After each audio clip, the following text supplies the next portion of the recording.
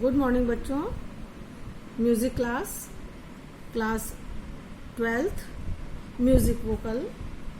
हम बच्चों 2 दिन से आपको आपके फर्स्ट चैप्टर नाद के बारे में बता रहे थे, तो उसका 2 पार्ट हम आपको बता चुके हैं। आज हम तीसरा पार्ट लेकर के आपके सामने आए हुए हैं।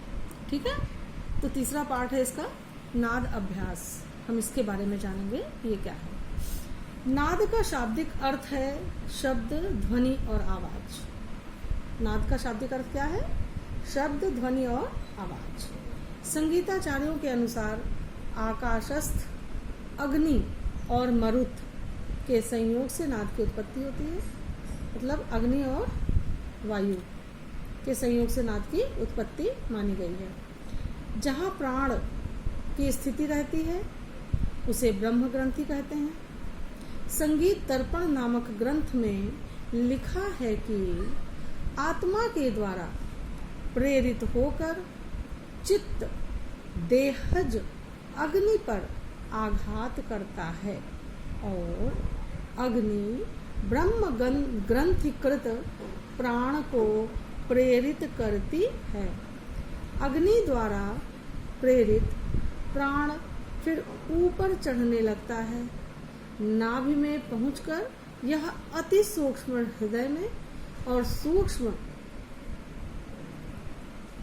गलदेश में, गलदेश का मतलब कंठ में पुष्ट और शीश में अपुष्ट और मुख में कृत्रिम नाद उत्पन्न करता है।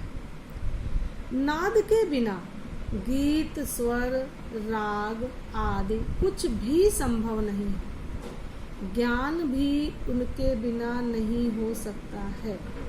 अतः नाद पर ज्योति व ब्रह्म रूप है और सारा जगत नादात्मक है। अतः नाद अभ्यास अति आवश्यक बिंदु है। आइए आगे और बहुत कुछ बताते हैं कि नाद अभ्यास क्यों और कैसे करें।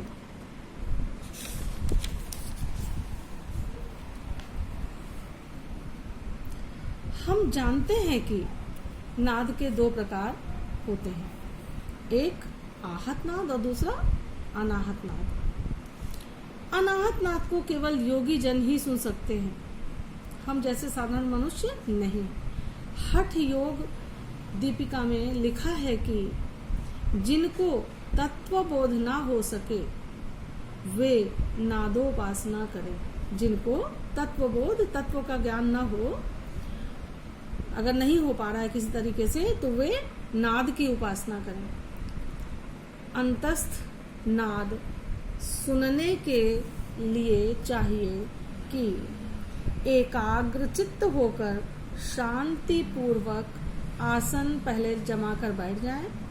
आँख, कान, नाक और मुंह सबका व्यापार बंद कर दें।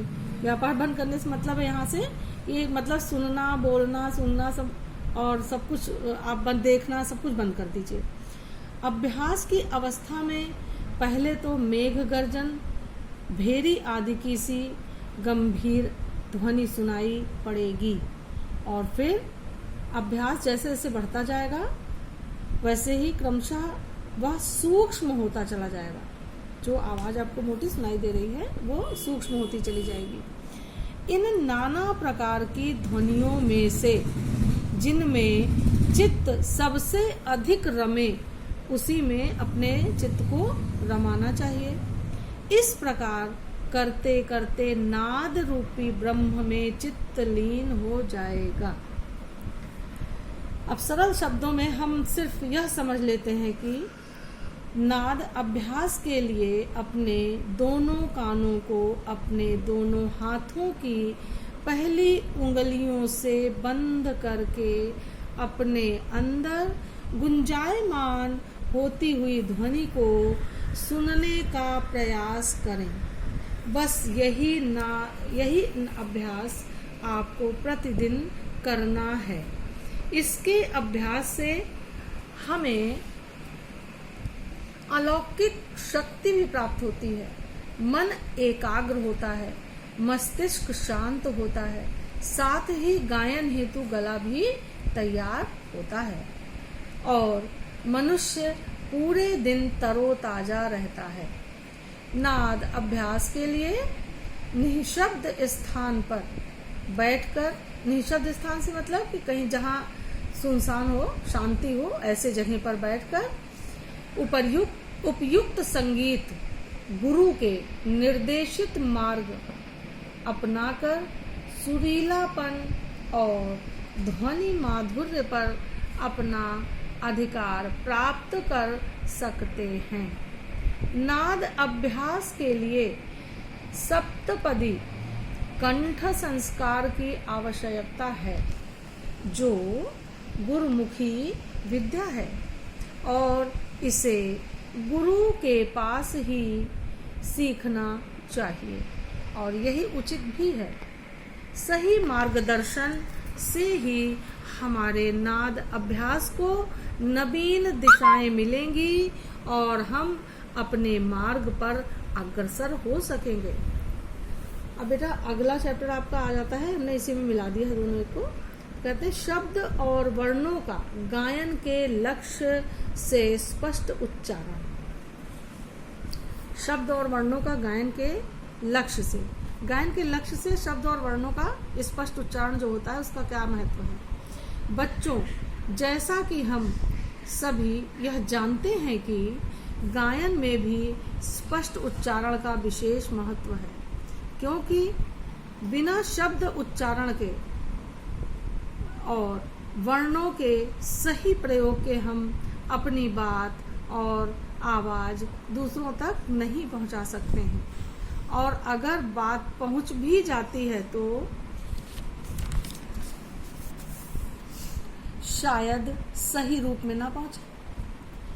शब्द के माध्यम से भाव या भाव के माध्यम से शब्द, ये एक ही बात है। हम शब्दों का चयन करते हैं अपनी बात सभी तक पहुंचाने के लिए और अपनी बात सभी तक पहुंचाते हैं। यदि हम कोई बंदिश रचना करते हैं तो, कोई भी हम काव्य लिखते हैं, कविता लिखते हैं या बंदिश लिखते हैं, छोटे गीत लिखते हैं, तो शब्दों और वर्णों की विशेष आवश्यकता होती है। शब्दों का भाव के अनुकूल होना उतना ही जरूरी है जितना भाव का शब्दों के अनुकूल होना। किसी भी रचना के विषय एवं भावों के अनुकूल नाद में शब्दों का प्रयोग होना चाहिए। जैसे पियरवा है, मनहरवा, पिया, मितवा इत्यादि शब्द वैसे तो समानार्थी है, लेकिन प्रत्येक का विषय और भाव छटा अलग है।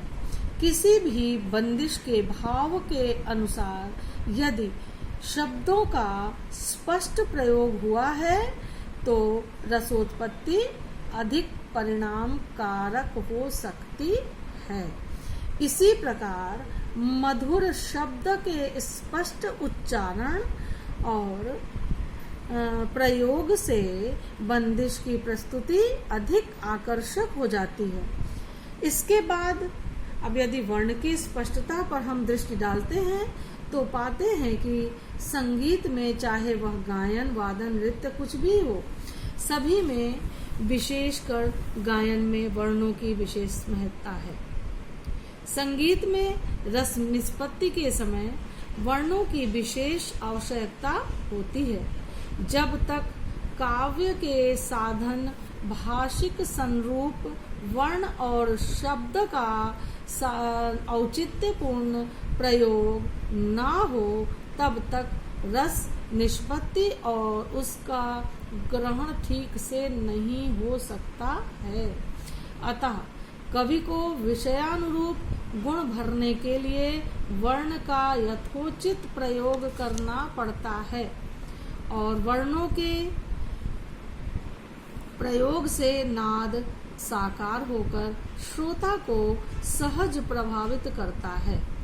इस प्रकार जब नाद कथ्य को पुष्ट करता है तब सहज ही नादात्मक बिंब की सृष्टि हो जाती है। श्रुति पेशलता तथा प्रतिपाद्य की अनुकूलता वर्ण योजना के प्रमुख गुण हैं, जो गायन के लिए स्पष्ट उच्चारण से परिलक्षित होते हैं। बेटा, इसी के साथ आपका ये नाद वाला पूरा चैप्टर कंप्लीट होता है। ठीक है, अब हम आपको आज हम पढ़ाएंगे, तब आप इसको देखिए, फिर ध्यान से पढ़िए, इसको सुनिए, समझिए, और फिर मिलते हैं आपको।